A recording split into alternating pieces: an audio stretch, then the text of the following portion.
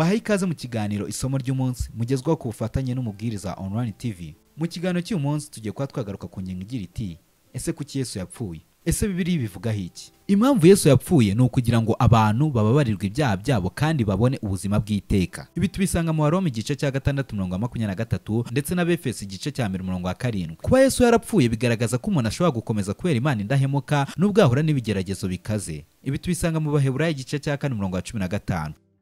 Reka turebe rero ukuntu urupfu rw'umuntu umwe rwagira abantu benshi akamaro. Akamaro ka mbere ni uko Yesu yapfuye kugira ngo tubabarirwe ibyaha byacu. Ibi tubisanga mu Bakolosayi igice cya 1:14. Umuntu wa mbere ari wa Adamu yaremwe atunganye nta cyaha agira, ariko yaje gusuzugura Imana.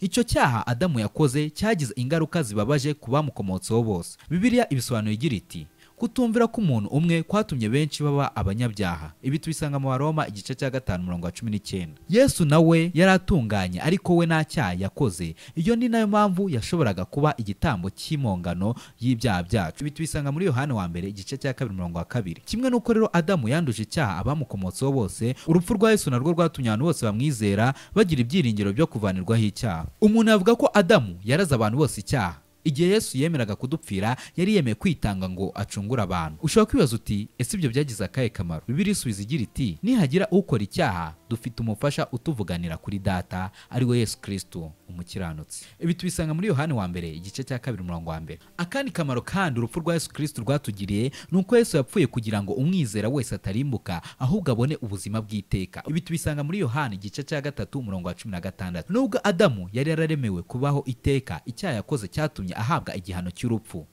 Bibiliya igira iti nk'uko icyaha cyinjiye mu isi binyuze ku muntu umwe n'urupfu rukinjira mu isi binyuze ku cyaha, ni nako urupfu rwageze ku bantu bose kuko bose bakoze icyaha. Ibi tubisanga mu Baroma igice cya 5:12. Icyakora urupfu rwa Yesu nirwo rutuma abantu bose bamwizera babarirwa ibyaha kandi bakiringira ko bazavanirwaho igihano cy'urupfu. Bibiliya bisobanura igira iti nk'uko icyaha cyategetse nk'umwami hamwe n'urupfu, abo ni nako ubuntu butagereranwa butegeka nk'umwami binyuze ku gukiranuka ngo butange ubuzima bw'iteka binyuze kuri Yesu Kristo umwami wacu. Bitubisanga mu Baroma igice cya 5:21. Muri iki gihe kandi tubaho igihe gito, icyakora Imana yatanze isezerano rivuga ko abakiranutsi bazabaho iteka kandi ko abapfuye nabo bazazuka bakibonera agaciro k'igitambo cya Yesu. Ikintu kandi urupfu rwa Yesu Kristo rwatwigishije ni uko Yesu yumviye kugeza ku rupfu. Ibi bivuze ko abantu nabo bashobora kuba abizerwa nubwo bahura n'ibigeragezo bikomeye.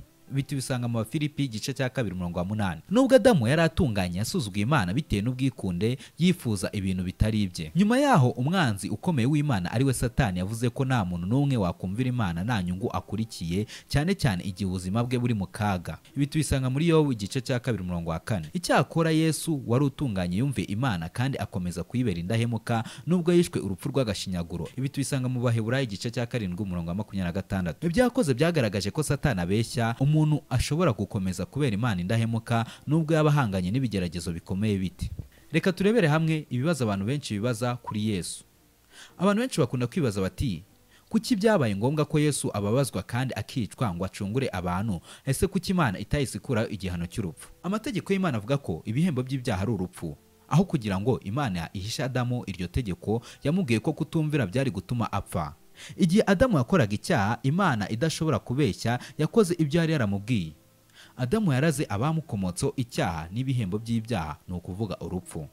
Nubwo abantu b'abanyabyaha bari bakwiriye guhabwa igihano cy'urupfu, Imana yabahaye ubutunzi bw'ubuntu butagereranwa bwayo. Ibi tubisanga mu Efeso igice cya 7:7. Kuba Imana yaracunguye abantu ikohereza Yesu ngo atange igitambo gitunganye, yari igaragaje ubutabera n'imbabazi nyinshi.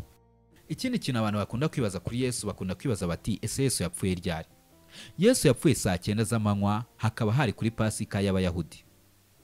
Ibi tubisanga muri Mariko igice cya 15:33 kugera kwa 37. Haragira hati nuko bigeze ahagana saa 6 z'amanywa igihugu cyose gihinduka umwijima kugeza saa 9 z'amanywa. Bigeze saa 9 Yesu arangurura ijwi aravuga ati Eli Eli lama sabakitani. Bisobanura ngo Mana yanjye ni iki gitumye untererana? Bamwe mu bari bahagaze hafi aho babyumvise baravuga bati nimwumve ari guhamagara Eliya. Ariko umwe muri bo ariruka afata eponge ayinika muri divayi isharira maze ayishyira ku rubingo arayinywa ngo ayinywe, aravuga ati nimumureke reka turebe ko Eliya aza kumumanura ku giti. Ariko Yesu atakaranguriye ijwi maze arapfa. Icyo gihe hari kuwa gatanu tariki ya 1 Mata umwaka 33 dukurikije kalendari zo muri icyo gihe. Ikindi abantu bakunda kwibaza kuri Yesu Kristo, bakunda kwibaza bati ese Yesu yapfiriye? Yesu yiciwe ahantu hitwa igihanga, mu gihe burayo hitwa Gologota. Ibi tubisanga muri Yohana igice cya 19 murongo wa 17 ndetse no 18. Aha hari inyuma y'irembo ry'umujyi wa Yerusalemu. Aho hantu kandi hashobora kuba hari ku musozi, kuko Bibiliya ivuga ko hari ababyitegereje barahitaruye. Icyakora ubu biragoye kuvuga aho Gologota yari iherereye nta kwibeshya. Ibi tubisanga muri Mariko igice cya 15 murongo wa 40. Muri Mariko igice cya 15 murongo wa 40 aravuga hati, nanone hari abagore babyitegerezaga bari kure. Muri bo hari harimo Mariya Magadalena, Mariya mama wa Yakobo muto na Yosefu hamwe na Salome. Kimwe mu bintu abantu bakunda kwibaza kuri Yesu kandi bakunda kwibaza bati ese Yesu yapfuye ate?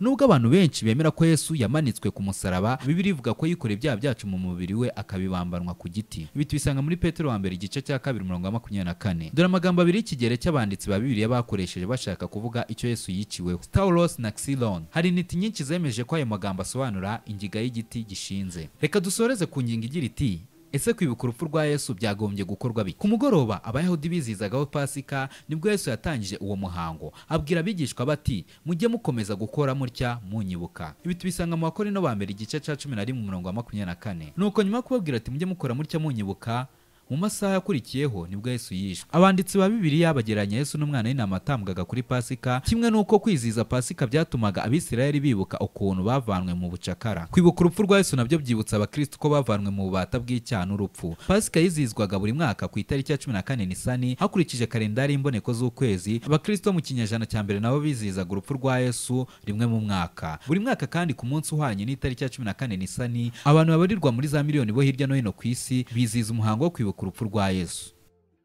Murakoze cyane, reka nshimire mwakomeje kubana natwe mu kiganiro isomo ry'umunsi. Reka mbifurize gukomeza kugubwa neza kandi mbifurize Pasika nziza.